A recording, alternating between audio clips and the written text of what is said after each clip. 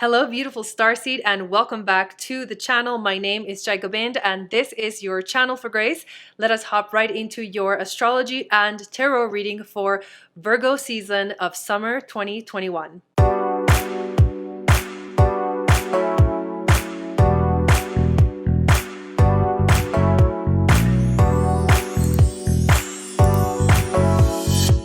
All right, Taurus, let us take a look at the astrology for the month for you, how it's going to be affecting you based off of your rising sign, right? Taurus rising. However, these are messages that are channeled. Always things come through that are very important. So look for those synchronicities. Look for the little goosebumps that you get. Look for confirmation, something that you're hearing that feels like it is meant for you. All of these things are possible in these readings. And then when we get to the tarot part, you get a more of an intuitive and channeled message.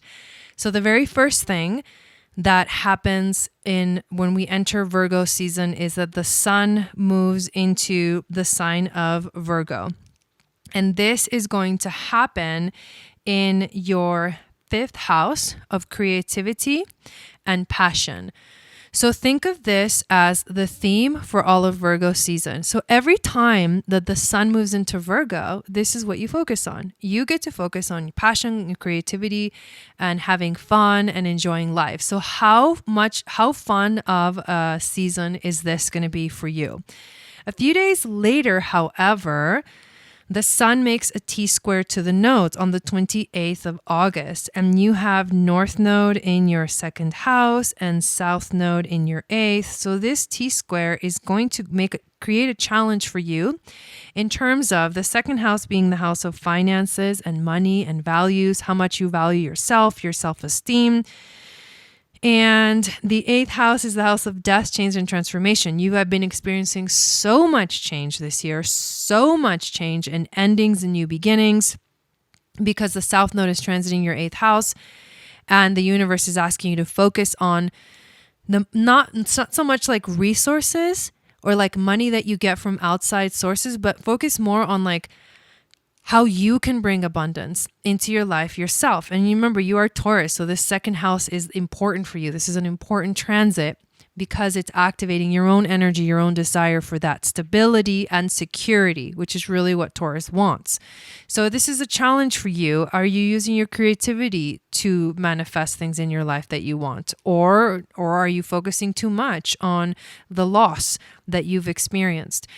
When you take your focus away from the things that no longer serve you and towards the things that the universe is asking you to focus on, security and balance and making money yourself, then the energy shifts and changes and you are able to more easily flow in life. Mercury is going to enter the sign of Libra on August 29th, which means that Mercury will be entering your sixth house. This is the house of work, being in the present moment, staying grounded, but being in a present way. And Mercury in Libra is about balance and harmony and communication, letting everyone speak. So this could literally mean that you'll see more harmony in the workplace, if that's a place where you've been feeling maybe that there's a lack of that.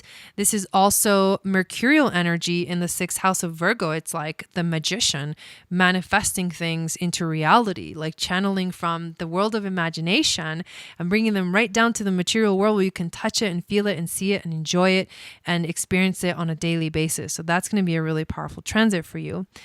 Then we see Mars opposing Neptune at 22 degrees, which is a significant degree, on September 2nd, and Mars at that point will be in your fifth house and Neptune will be in your 11th. So the duality here, the opposition, creates a sense of fogginess, a sense of lack of clarity. This is not a good time to make decisions. You may feel insecure about where you're at. You may not feel sure about like whether you, like your creativity, your motivation may kind of fade or go away for a few days until this orb kind of clears out, and then you find your clarity again. So just be aware of that during that time, the beginning of September. The new moon in Virgo arrives on September 6th, and this new moon is also going to be happening in your 5th house. And this is the house of creativity and passion. So when the moon is new, this is a moment to set an intention because it's in the 5th house. This is all about what do you want to manifest? What do you want to create? How do you want to enjoy life? What are the things that you can do to let your creativity and your passion flow so that you can bring in everything that you want, so you can really experience the joy of life? And then 2 weeks later, when we end the month with the full moon in Pisces, you'll see the completion of that cycle, the completion of that intention that you set. Venus will be entering the sign of Scorpio on September 10th, so a few days after the new moon, which means she will be entering your 7th house. Now that is actually a really cool transit because that means that Venus is transiting her home house, her dignified house where she feels the best, where relationships find more harmony, where more balance and communication arrive.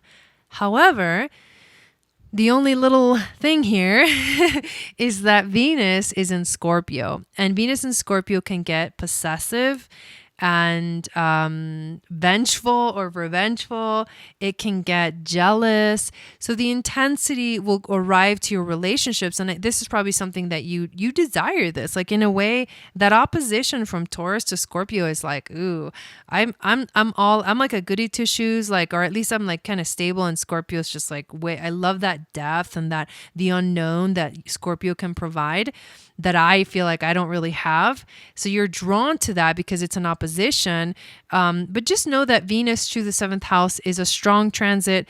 You may find that your relationships intensify in some way, and intensify maybe in a sexual way or a very intimate way, which is also related to the energy of Scorpio. So we'll see Mars enter into the sign of Libra on September 14th. So Mars will move out of your 5th house and into your 6th house. And Mars in Libra does not like to be in the sign. So this can feel good because it's like it gives us a break to think about things before we make decisions. However, Mars would rather just make decisions and not think about things.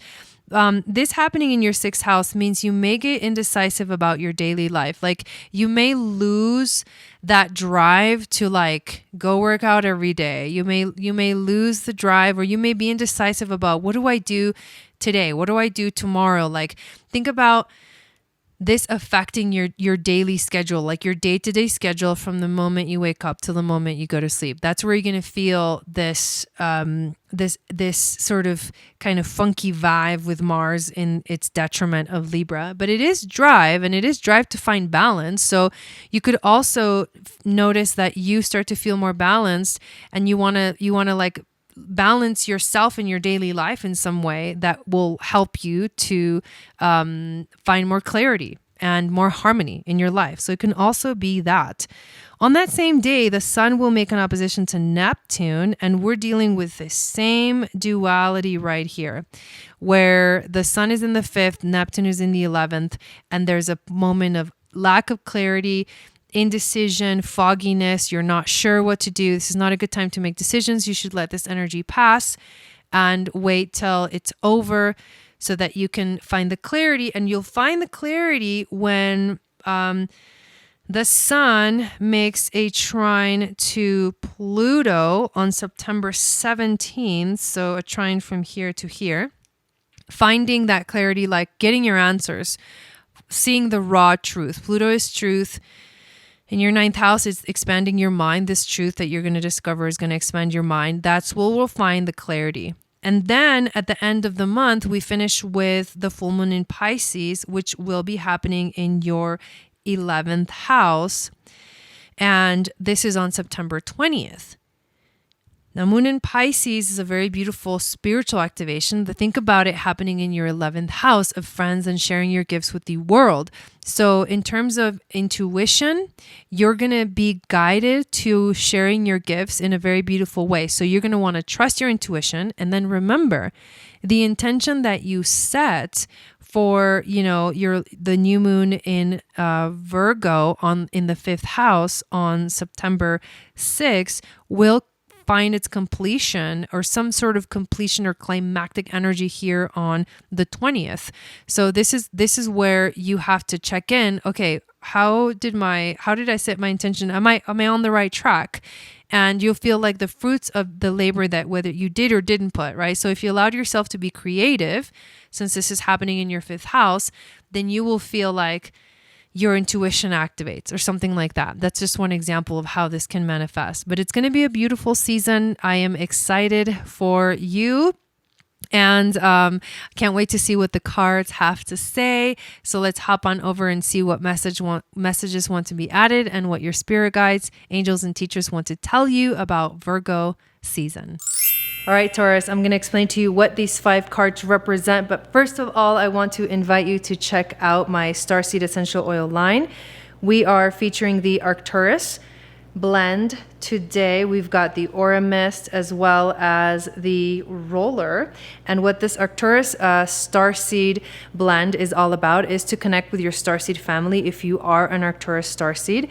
It's also good for clarity and vision, building a new earth, equality, shared purpose, and master alchemy. It's made with clary sage, myrrh, neroli, pink pepper, coconut oil, mica powder, and elderberry extract. So it's an amazing blend to connect you with the new earth. Now, we've got some pretty wild cards here for you.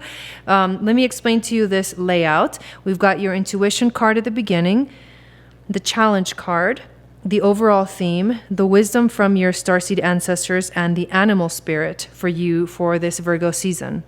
So we start the reading with the devil card. So the devil card is all about facing your addictions, facing your fears. It comes with, we can often think of it as a scary card to get. I think a lot of people think this way. However, I feel like there's a very raw energy to this. Is also like a bull, like you can see the bull. So, and you're a representative of the bull, the Taurus constellation.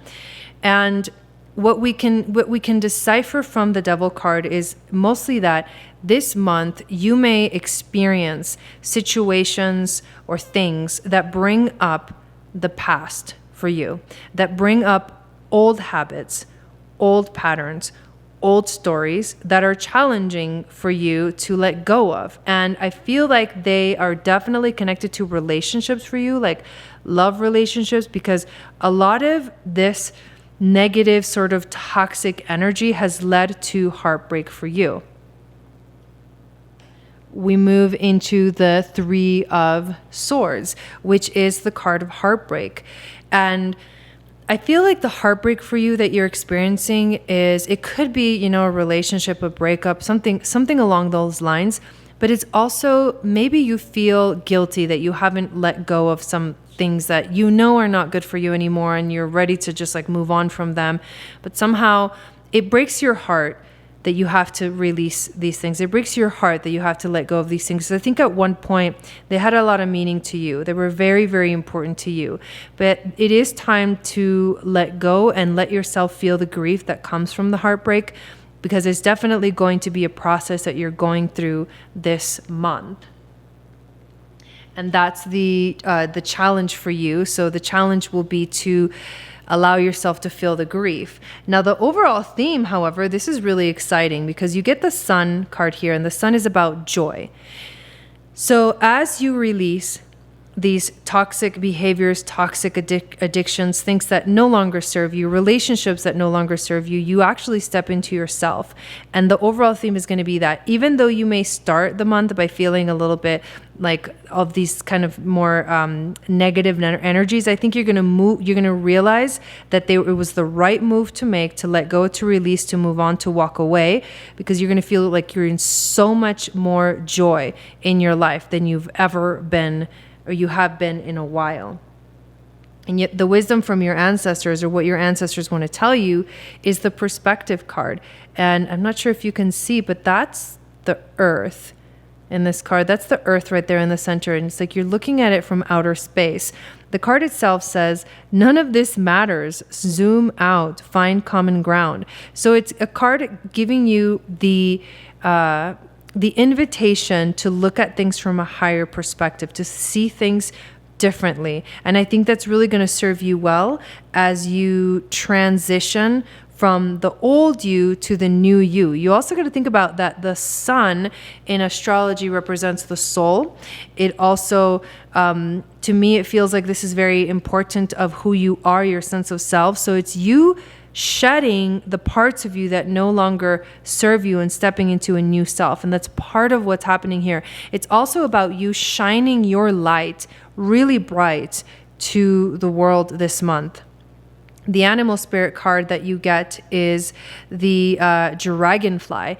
And the dragonfly is the master of light, illusion, and the mind. The dragonfly is an ancient and ethereal creature that awakens a sense of wonder in all. The dragonfly is a symbol of the mind, as it is always moving, shifting, shimmering, and changing, which is something that you're not exactly too happy with because you are the bull, and change is not that good. You don't really like change. You resist it most of the time. When the dragonfly card appears, it's worth considering the quality of your mind and what perception. Ooh, interesting, because you did just get the perception card right before that. So it is worth considering the quality of your mind and perception. Are they restless or still? Dreamlike or crystal clear? The situation at hand may be different than it appears at first glance. The dragonfly reminds us to calm the mind so the light of wisdom can shine through. I absolutely love that for you, Taurus. So if you're in balance this month, you're going to feel like you're seeing things clearly. You're going to be joyful, the sun, and you're going to feel like life is magical playground. If you're out of balance, you won't be able to concentrate and you'll feel like your mind is super busy. So to bring yourself to balance this month, focus on your breath. Focus on being in the moment right here. Be present with whatever comes up for you, and you will just move right on through those waves. Thank you so much for watching this reading, Taurus, and I will see you again next time.